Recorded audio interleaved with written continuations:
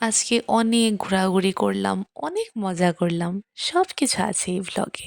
তোমরা সবাই কেমন আছো? অবশ্যই আমাকে কমেন্ট করে জানিও। আজকে অনেক দিন পর একটা ডেইলি ভ্লগ শেয়ার করলাম। জানো তো, আমি না আগের মতো ডেইলি ভ্লগ শেয়ার করতে পারছি না। একটু কিরকম জানি গ্যাপ পড়ে গিয়েছে। তবে এখন থেকে আমি ট্রাই করব প্রত্যেক দিন একটা করে ডেইলি ভ্লগ শেয়ার করার। যার জন্য আজকে থেকে আমি এটা চ্যালেঞ্জ অ্যাকসেপ্ট করলাম যে এই 30 দিন আমি কন্টিনিউ একটা করে ডেইলি ভ্লগ আপলোড করব।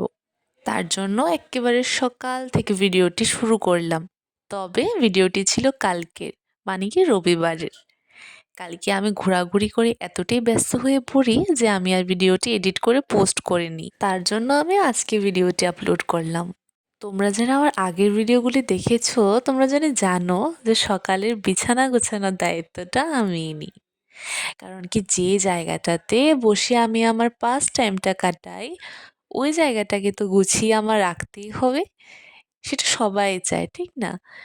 তাছাড়া আমি ছোটবেলা থেকেই আমার বিছানা আমি নিজে গুছোতেই ভালোবাসতাম। আমি এখনো আমার বিছানাকে গুছোতে ভালোবাসি। তার উপরে সেগুলো ক্যাপচার করে তোমাদের সাথে শেয়ার করছি, সেটা তো আরো বেশি পছন্দের আমার। তো তোমরা কারা কারা ঠিক আমার মতন আছো অবশ্যই জানিও কিন্তু। এখানে দেখো, আমরা কথা বলতে বলতে আমার বিছানারকেও আমি একটা সুন্দর লুক দিয়ে দিলাম। এই হচ্ছে গিয়ে আমার বিছানার ফাইনাল লুক। ওইদিকে আমার মা আমার জন্য চা আর বিস্কুট নিয়ে এলো। আমি চা আর বিস্কুট খেলাম। আর জানো একটা মজার বিষয় কি, আমাকে কিন্তু মা ভিডিওটা করে দিয়েছে। এখন মাও শিখে গেছে কিভাবে ভিডিও ধরতে হয়। জানো তো, এখন না আমি আমার চায়ের পরিমাণটা অনেকটা কমাতে ট্রাই করছি।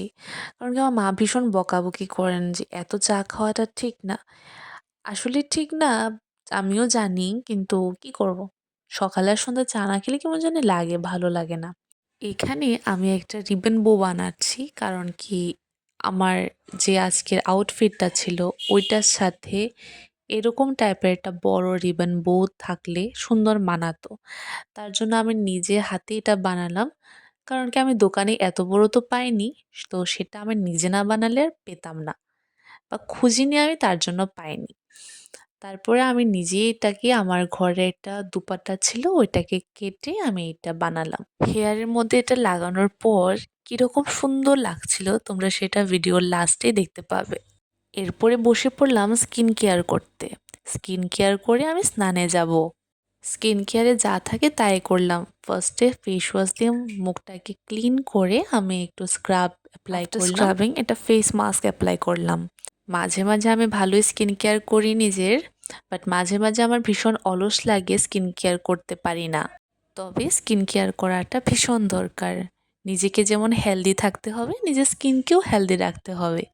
সব কিছু বুঝেও মাঝে মাঝে আমি অলসতার শিকার হয়ে সেটা আমি নিজেই মেনটেন করি না। তবে এখন কম বেশ করার ট্রাই করি ঠিকই। তারপরে আমি আমার লিপ কেয়ার করার জন্য একটা স্ক্রাব বানালাম। সেটাতে জাস্ট চিনি আর একটু মধু দিয়ে আমি স্ক্রাবটা বানিয়ে ঠোঁটে অ্যাপ্লাই করলাম।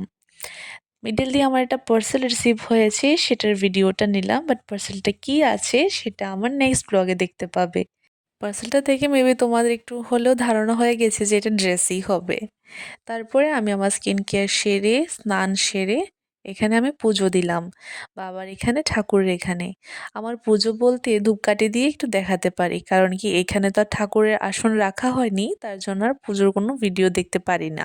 এখানে আমি ঘুরতে বেরোবো, তার আগে আমি মাকে বললাম একটু ভাত খাইয়ে দেওয়ার জন্য আমাকে। নিজের হাতে খেতে পারবো না, কারণ কি রেডি হতে হবে না।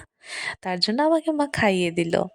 আজকে বহুদিন পর এইভাবে দুপুরবেলায় ঘুরতে বেরোলাম। দুপুরবেলায় ঘুরতে বেরিয়ে এতটাই ভালো লাগছিল, বিশেষ করে এই রোদটা ভীষণ ভালো লাগছিল। আর বাইরে বেরোলে তো খাওয়া দাওয়া আছেই। আর খাওয়া দাওয়ার ফার্স্ট লিস্টেই তো আমার থাকবে মোমো। তো আজকের দিনটায় আমি খাওয়া দাওয়া ঘোরাঘুরিতে বেশ ভালোভাবে কাটিয়েছি। তো তারপরে আমি বাড়ি এসে আর কোনো ভিডিও ক্লিপ নিইনি। রাতের ডিনারে কি খেলাম সেটাই শেয়ার করে আজকের ভিডিওটা এইখানে এন্ড করলাম। তো টাটা।